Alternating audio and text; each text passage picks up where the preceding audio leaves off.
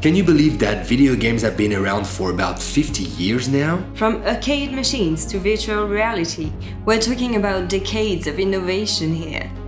But after sharing thoughts with many players, some questions remain. What about local multiplayer and cooperative games? Should we expect any comeback of couch games in this upcoming decade?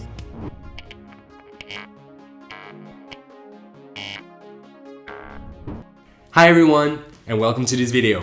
We're here today on MFTV to talk about video games, and more specifically, split or share screen features. They've allowed friends to play together for half a century now, yet there is a common feeling among many players. It feels like we've lost something. Some of our best memories came from these games. And it's not just a feeling, actually. There are indeed fewer local multiplayer games being released each year. They used to be all around, but somehow not so much anymore. But before we go into specifics, let's briefly review the different terms to get on the same page.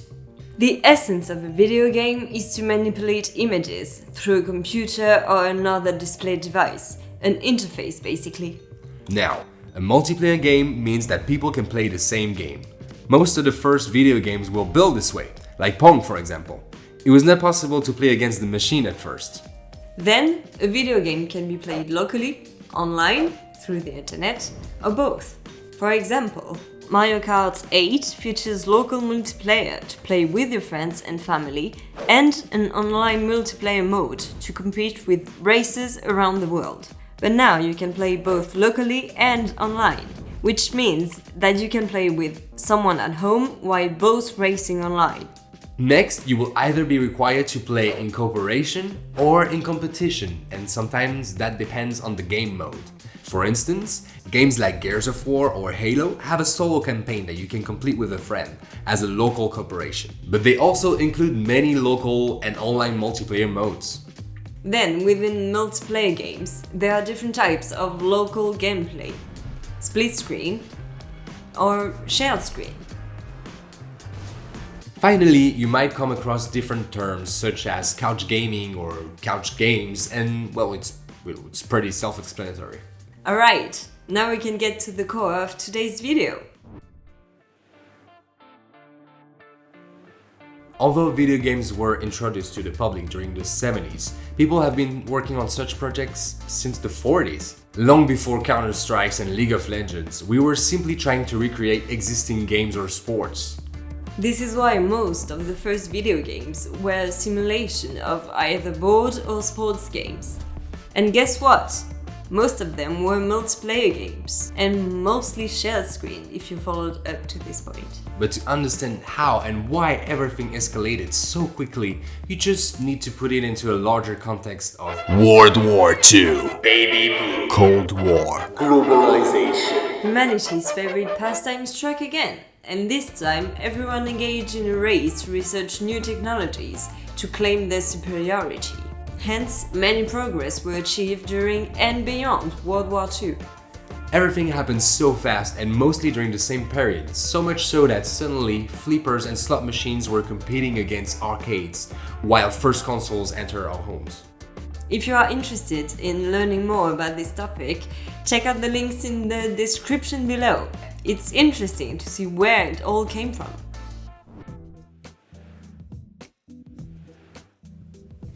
This was all new and very fun already, but this was only getting started. After all, we do not magically go from Pong to World of Warcraft, right? So what happened back then? When first computers were introduced, it obviously came as a game-changing innovation. But things really got serious once we managed to share information between devices. We were creating the first computer networks. These networks are everywhere nowadays. For example, if you connect a phone to a computer or a speaker, you create a personal network. And what we call the internet is actually a network of networks. At least, that's a simple way to explain it. There are different network types, and the main difference is the size and the number of devices that are connected to it. Now, while some games supported early local multiplayer features, There was a time when all the games could be played online, but the internet was unstable. So people started to build their own networks in order to play together in what we called local area networks, or the LAN parties era. In comparison with today, online games rely on wide and global area networks through the internet, which is much more accessible and powerful than it was 20 years ago. It's very important to understand this difference, as LAN parties used to be the golden age for many players, and with a focus on local multiplayer. Back in the day, they were not so easy to set up, as it relied only on your personal stuff and skills to assemble the network and make it work. This period didn't last so long, but oh boy, was that genuinely fun, and it proved how much people wanted to play these games together. Not only was this a great time in the history of video gaming, it also inspired competitive gaming as we know it today. And guess what? LAN parties still exist. The mode developed, but the idea stays the same. People gathering to play the same game. And if you feel nostalgic of this era, do share your memories with us in the comments.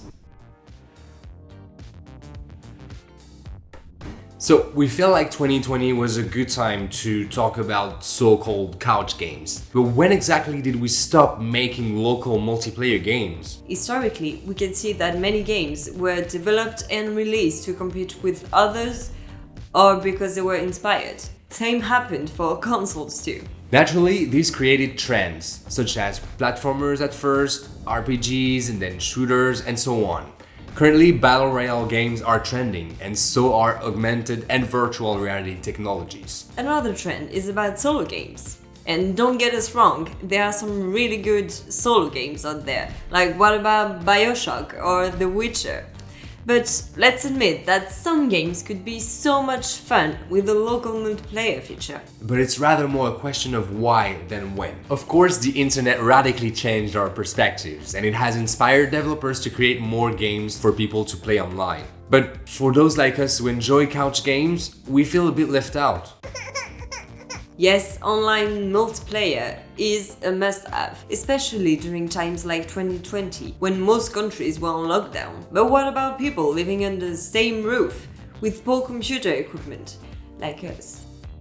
Perhaps the focus in video games moved from consoles to computers, impacting the way games were developed, and thus leaving couch gaming on the side. Because when local multiplayer games are not trendy anymore, the number of releases massively drops, and that has been the case for many years now. I mean, local multiplayer used to look like this. You'll regret that. Ah! Sure, sometimes a cool game like Overcooked or Rocket League is released with local features, but you must know what we're talking about, especially if you witness this era. So, did we abandon the idea of developing local multiplayer games? Not quite yet, actually. And some games are here to prove it. For example, Unravel is a beautiful puzzle platform video game, and they released a sequel that you can complete with a friend. And whatever you might think of this game, Fortnite also released a split-screen mode, which is awesome, and it looks like this.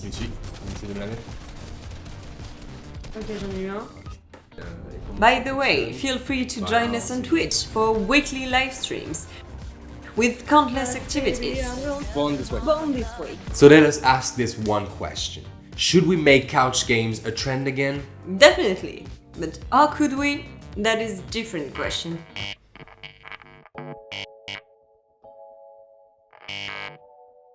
Well, if you're already in a position to make such a call, please go ahead. Or else, it seems that the only option is for gamers to make it happen. So how can we do that? Well, first, you can share this video as a clear statement. Let us send a strong message to the video game industry, unless you're a computer purist with no soul. Developers also like to get feedback sometimes. Let them know when a game would be awesome with a local multiplayer feature. For example, right now we're playing the game preview of Grounded, and we're seriously hoping that they will develop a local multiplayer feature, so spread the word. Please. Yes, the most impacting factor is money, or investment to be precise. Because developing games rely a lot on investors, creators are more likely to follow trends, to ensure a certain return on investment. But there are other ways now. Crowdfunding or Patreons are amazing ways to support projects of any kind. That could help indie developers to make some crazy multiplayer games. By the way, we'll always seek for the best multiplayer games and we'll share them with you on videos or live on Twitch. Now, things are never going to be the same, but we do believe that there is a demand for such video games to make a comeback. What do you think of this topic? Do you believe that there should be more couch games? Let us know in the comments below and together, let's make gaming great again. Thank you for watching this video and please subscribe to our channel for more content. See you soon on MFTV. Bye!